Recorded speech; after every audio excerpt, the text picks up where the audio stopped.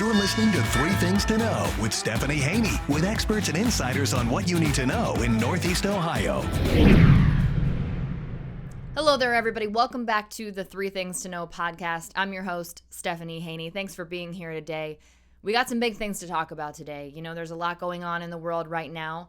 A huge thing that's happening that's impacting all of us in a variety of ways is the war against Ukraine by Russia. Russia continues to attack Ukraine, and it's something that we're all focusing on. A lot of us are paying attention to that.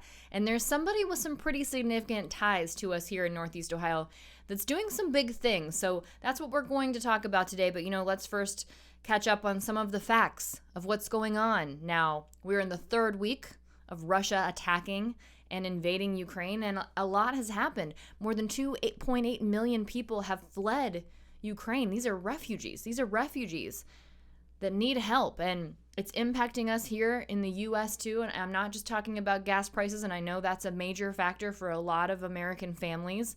It is something that can't be ignored. That's a financial issue for sure. But there was a U.S. journalist killed at a Ukrainian checkpoint over the weekend. His name is Brent Renaud. He was there. He was hired by Time magazine to do a documentary about the refugee crisis.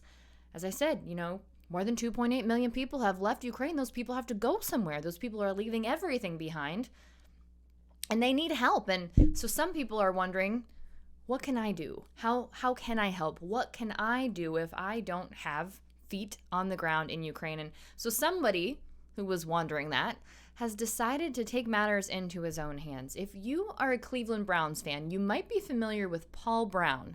He lives in the UK, and he is a huge Browns fan. You might see him on social media traveling all over the place to the different games. He's the host of a podcast. His podcast is called the Paul Brown Podcast, and he says in that podcast that it's the first international Browns podcast. And yeah, we're used to seeing him on social media traveling all over the country. He goes to the Browns games. He comes over here across the pond from UK to get to those games, and he documents the whole thing. He's a vlogger. That's what he would tell you, and it says so on his social media platforms. But he's doing something different now. He's traveling in a different way. He went to Ukraine. He went to the Ukrainian border on March 7th, and he took supplies there to refugees that are in need. And he did it in a Browns jersey, by the way. You can see that video. It's on his Twitter page, and it's also on his Instagram page. I'll let you know where to follow him in just a bit. But he's continuing to raise money. He's continuing to raise money for Ukrainian refugees, and he's going back this week. Not only is he going to the border, he's flying into Poland, but he tells me he's actually going to enter into Ukraine, get through the checkpoints, get as far as he can, as close as he can to the Ukrainian front lines to deliver medical supplies. And he's going to make that happen this week. So, I talked with him a bit earlier, and he sort of laid out his plan for me. So we'll be sharing that in just a moment. His plan is to get to Poland on Wednesday and then get to Ukraine on Thursday, stay how long he needs to stay, and make sure that these medical supplies that they are in need of get to the people who need it the most. And he also tells me that a bunch of Cleveland Browns fans have really rallied behind his support. He is based in London, so it's a bit easier to travel around. When you're in London, he can get to Poland, which is bordering Ukraine, and that's where he hopes then to be able to get into Ukraine. So let's talk with Paul Brown. Let's find out exactly what's going on with him. We'll get to that conversation right now.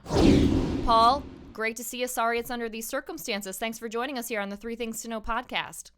Yes, definitely. Thanks a lot for your time today. And it's kind of different not talking about the Cleveland Browns, but thank you for your time. Sure. And you are in London, I believe, today, correct? This is Monday. So, when this podcast comes out, it won't be Monday. This is an ever-changing situation. Tell me what we're looking at sitting around you right there. Yeah, cool. So today, Monday in London, tomorrow London, Wednesday, Poland, Thursday, actually in Ukraine. And what I've been doing is fundraising for Ukraine Frontline. And they've been asking me to get something called Celox. So this is Celox Gorge. Basically, a lot of people die on the front line with bleeding, hemorrhaging. And if someone gets one of these, there's a 90% chance of survival. So I've raised over 45,000 US dollars and taken nearly 1,000 of them to Ukraine with me. And yeah, we've got basically loads of stuff here. So that's the plan. Wow. All right. That's a lot of stuff. So let's back it up a little bit right now. You've raised a lot of money for the situation that's happening in Ukraine. You were just in Ukraine a couple weeks ago. Tell me about your first trip over there. Yeah, so the first trip was just to try and get over to the Poland border to actually understand what help they needed.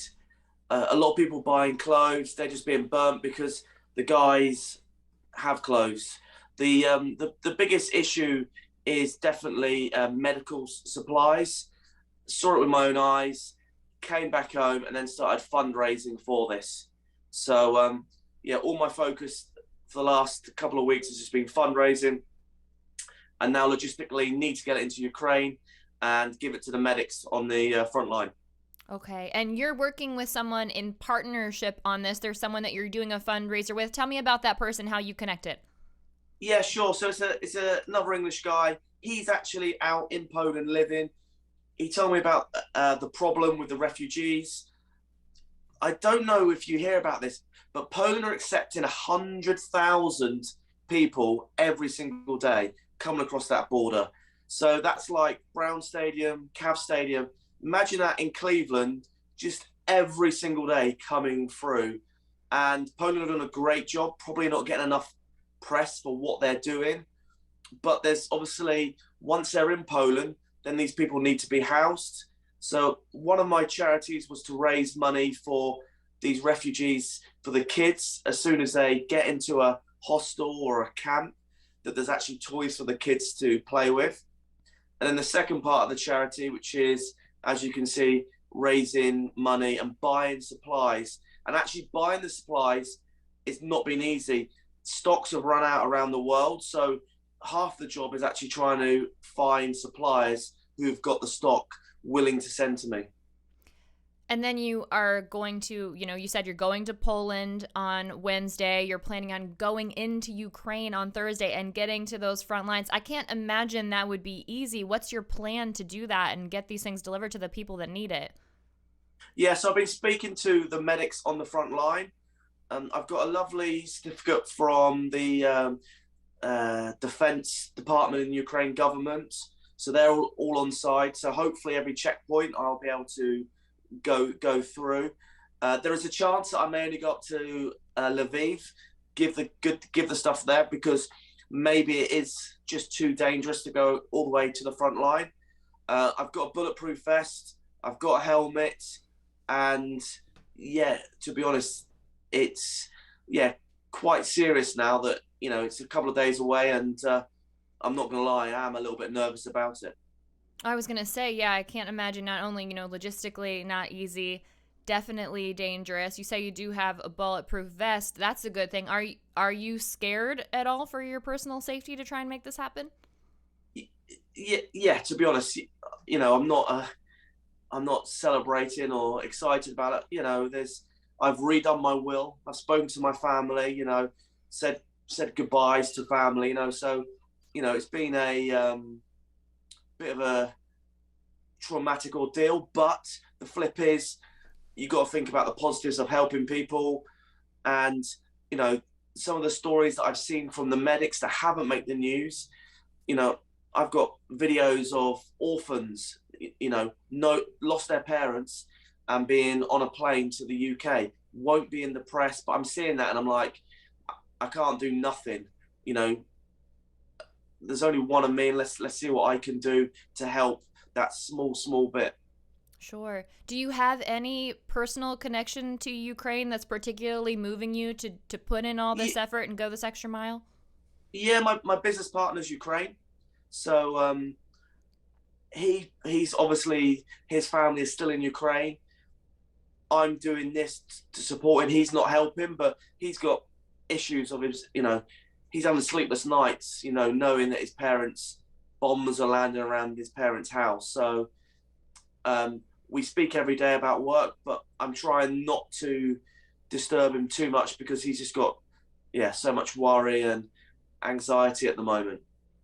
Now, you talk about getting to Poland first so that you can then get into Ukraine. Is that difficult now? I have to imagine, the international travel not No, super not easy. really. Okay. Getting into Poland is fine. So it's part of the EU. You can land in Poland. There's obviously a lot of US military there at the moment. And then, basically it's an hour drive to the border. I expect to be on the border for 24 hours waiting to cross into Ukraine. And probably the two most scariest things that happened this weekend is 36 people died 12 miles away from the border, a NATO training base in Ukraine, and a US journalist was killed on the weekend. So it's definitely, I don't want to feel like I'm taking anything for granted. I've got to have my wits about me. And hopefully, I'm speaking to people on the ground and they're confirming that these certain places are currently safe at the moment. But if it gets to a stage where they aren't safe, then I will abort mission, take it to the border, and then let someone else collect the goods. Mm-hmm. And there are those people in those places where they'll be able to do that and hopefully get those things to the people that need them. There is, but me taking it, I can guarantee that when I get to the right people, I can guarantee the speed of, the people in the Ukraine need these medical, military medical stuff at the moment. So I told one charity I was helping them. The next day, the Ukraine government contacted me direct saying we need help as well, and basically said, do your best, Paul. And so, I've doubled fundraising overnight, but now it's all about me getting mentally prepared for the journey and, traveling across. Well, let's talk about that fundraising. A lot of people trying to figure out how they can help, what they can do, where they can send their money, where it's going to do the most effort. From what I understand, you have a big following, of course, based on what you do. You've got your Browns podcast. You're a huge Browns fan, always coming over here to the games. Who's doing the fundraising? Where are these funds coming from? Yeah, exactly. So, like I said, I've got two charities. One for the medical stuff. I've approached corporate businesses. So, Cleveland Browns, Haslam's, if you're listening, and you've got some spare charity money, asking for corporates for the medical help. And then for people that want to donate personally, once again, I've got this hostel. There's a GoFundMe page I'll send to you afterwards. And basically, every single penny that you donate will go to that hostel, refugee camp, and the money goes to kids, parents. Every cent will be translated. I don't take a penny of that money. My friend on the other side doesn't take any money for petrol, nothing. My flights, I pay for myself. I want everyone to know that any money they give will always go 100% to the actual cause. Okay. And who are you seeing those donations come in from? Any particular trend? Yeah, I've got to give a round of applause to the Browns fans, especially in Cleveland, been donating hard. So thank you very much for that. But there's no reason why this charity can't stop. Remember, 100,000 people are coming through Poland every day, and it's not stopping. We're going through money like there's nothing else. And, we want every kid to have a toy and to walk away with a toy. That's one of our missions and goals. And, the kids, to be fair, I don't think they understand what's going on. But you can definitely see the emotion in the parents. Lots of mum, lots of kids traveling there while the dads are fighting, staying back in Ukraine.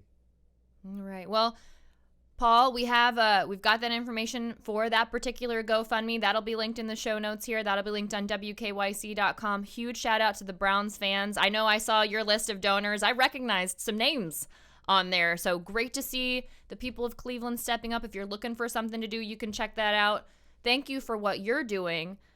It seems like you are really filling a need there in Ukraine. We appreciate you. We'll follow along with you again. We're talking, this is on Monday. This is a quickly developing situation. I know we'll we'll hear from you on Wednesday and then hopefully on Thursday as well. Paul, thank you so much for being here. We appreciate your time. Definitely. Thank you for your time. Go Browns. Go Browns. Pretty heavy stuff.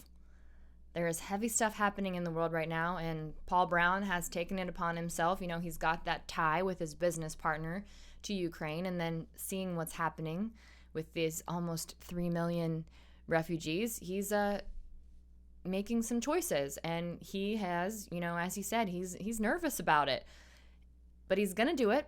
He's gonna be there, and we're gonna check in with him as well. We'll hear from him on Wednesday, at the very least, when he's in Poland, and I've talked with him, and he said he's gonna send us some videos from that refugee camp in Poland. So let's talk a little bit about what we can do to help Ukraine. So this will be, you know, this is our typical segment of what you need to know in Northeast Ohio. We're going to talk about Paul Brown's fundraiser. Okay, so right now it's got almost 200 donations and about 15,000 US dollars donated.